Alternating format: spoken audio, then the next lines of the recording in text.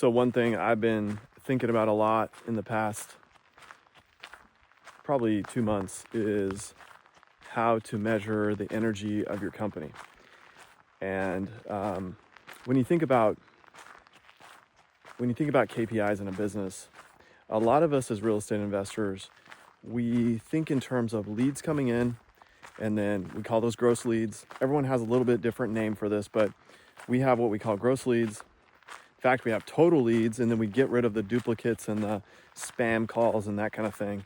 Then we have gross leads, and then we get rid of the people that are like just really not qualified at all, even to have really much of a conversation. And then we have that produces net leads. We work those net leads really hard. Those turn into appointments, or a certain percentage of those turn into appointments. And then those are in-person appointments for us. We send an acquisition guy out, and hopefully we get a 20 to 25% close ratio on those appointments. So then we have an AB contract, and then we also track money in when that sells. So you add all that up and put that all together, and that becomes your return on ad spend. Your return on ad spend formula, and that's one of the very important metrics that we watch. So, but one thing that's missing is, I think it's missing energy. It doesn't track the energy of your company. So when you think about, like, if you're driving a car, and I think of it as almost like RPMs. So you look down at the RPMs just to see how many revolutions per minute, how much energy is the engine outputting. It's not telling you speed yet, but it's just telling you revolutions per minute. So it's like the energy, the output of the vehicle. So if we were to pick something, what would that be? If we were to pick something for a company, and specifically a sales company, like our company is, real estate investing. So we're talking to homeowners all the time.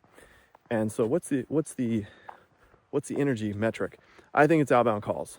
It's not inbound calls. Inbound calls is that's like a defensive move. Like, even if you're the most laziest person in the world, if you're sitting at your desk and someone calls you and you're at work, you're going to take the call. That doesn't really measure energy. But what does measure energy is how many outbound calls are you making. So I don't think of this as just another KPI to watch.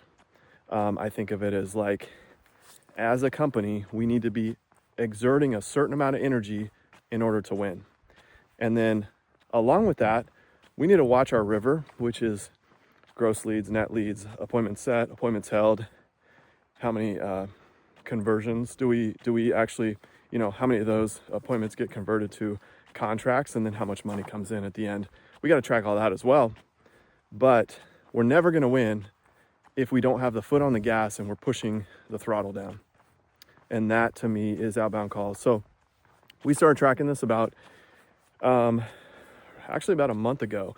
And this isn't a new thing to track. A lot of people have tracked this for a long time. I just like thinking about it a little differently than just another KPI. I like thinking about it as actually the energy output of the company. And it's not even something that you think of it as like where you got to hold your team accountable to it. I just think of it as almost like just a law of business. Just like the law of physics says that in order to go somewhere in an hour, if you want to be somewhere that's 50 miles away in an hour, you're going to have to go 50 miles an hour. It's not like a goal. It's not a stretch goal. It's not like a KPI that someone set up. It's just the truth. It's just the law of physics. And I think of it the same way. In order for us to win, in order for us to buy the houses we need to buy and get the contracts we need to contract, we need to have a minimum threshold of energy output in our company. And that needs to be broken up into acquisitions department, lead management department, and dispo. And probably marketing too, and finance and everything else, but for sure those three departments. And if we do that, we win. So I think that's a missing metric that a lot of people don't really, we might track, but we don't think of it that way. And I think that's really important. It's really helpful. And we've already seen success from tracking that the way we should. So Anyway, that's it.